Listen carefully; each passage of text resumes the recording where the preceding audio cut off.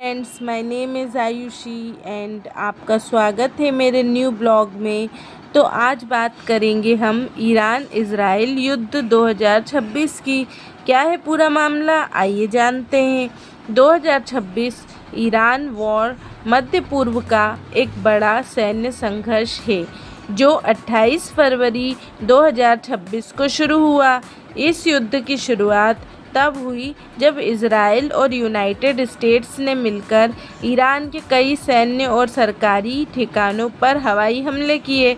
इन हमलों में ईरान के सर्वोच्च नेता अली खamenei की मौत हो गई, जिससे के बाद तनाव और बढ़ गया। युद्ध के मुख्य कारण क्या थे? युद्ध के मुख्य कारण में से एक था परमाणु कार्यक्रम विवाद।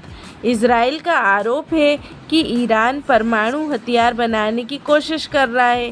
क्षेत्रीय दुश्मनी, दोनों देशों के बीच कई वर्षों से राजनीतिक और सैन्य तनाव है।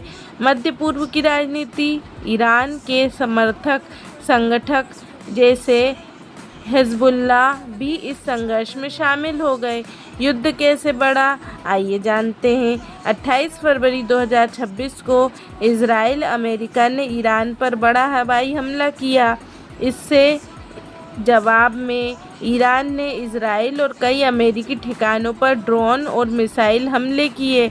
लड़ाई लेबनान, खाड़ी देशों और मध्य पूर्व के कई हिस्सों तक फैल गई।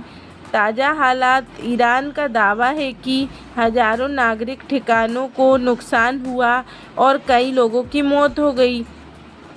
अल जज़ीरा, खाड़ी क्षेत्र में तेल रिफाइनरी और ऊर्जा सप्लाई का भी असर पड़ा।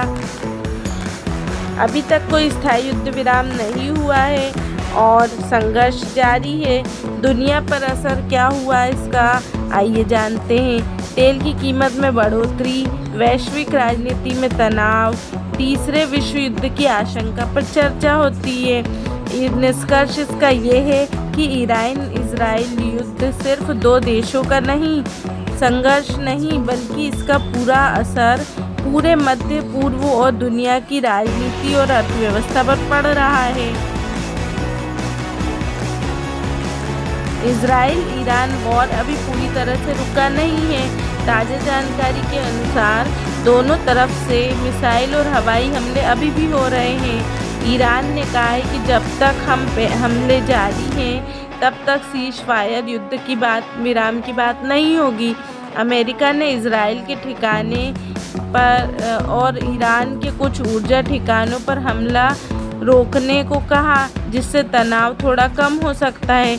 यह संघर्ष फरवरी 2026 में शुरू हुआ था, जब अमेरिका और इजराइल दोनों ने ईरान के कई ठिकानों पर हवाई हमले किए। सरल शब्दों में हम बताते हैं कि पूरी तरह भी युद्ध बंद नहीं हुआ है, लेकिन कई देश शांति और सीज फायर करने की कोशिश कर रहे हैं। आइए जानते हैं, क्या दुनिया तीसरे विश्व युद्ध की दहलीज पर है?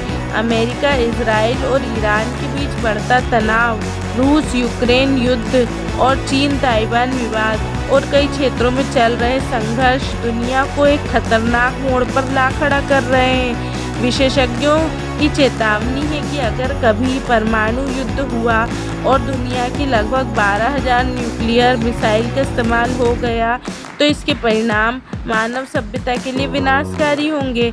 वैज्ञानिक अध्ययनों के अनुसार लगभग 5 अरब लोगों की मौतें हो सकती है। पूरी धरती न्यूक्लियर विंटर की चपेट में आ सकती है।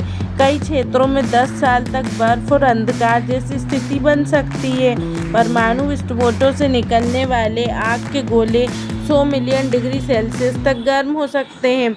शुरुआती धमाकों में करोड़ों लोग मारे जाएंगे, लेकिन असली तबाही उसके बाद आएगी, जब सूरज की रोशनी धरती तक पहुंचना लगभग बंद हो जाएगी।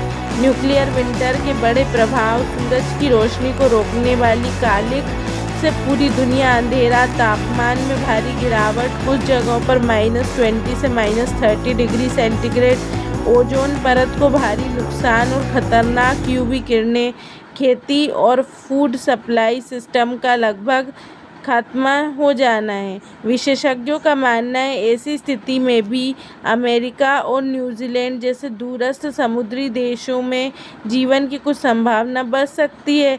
हालांकि वहाँ भी लोग अंधेरे, रेडिएशन और भोजन की कमी से जूझना पड़ेगा।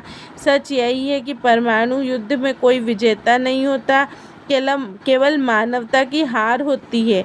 इसलिए दुनिया को युद्ध की नहीं, शांति और समझदारी की ज़रूरत है। Thank you so much guys. ये था मेरा व्यू वर्ल्ड वॉर पर, जो कि वर्ल्ड वॉर 3 होने की संभावना है। सो आप इस बारे में क्या राय रखते हैं, मुझे कमेंट करके ज़रूर बताइए और मेरे चैनल को सब्सक्राइब कीजिए और वीडियो को लाइक कीजिए। Thank you so much guys. मिलते हैं नेक्स्ट ब्लॉग में। Bye bye.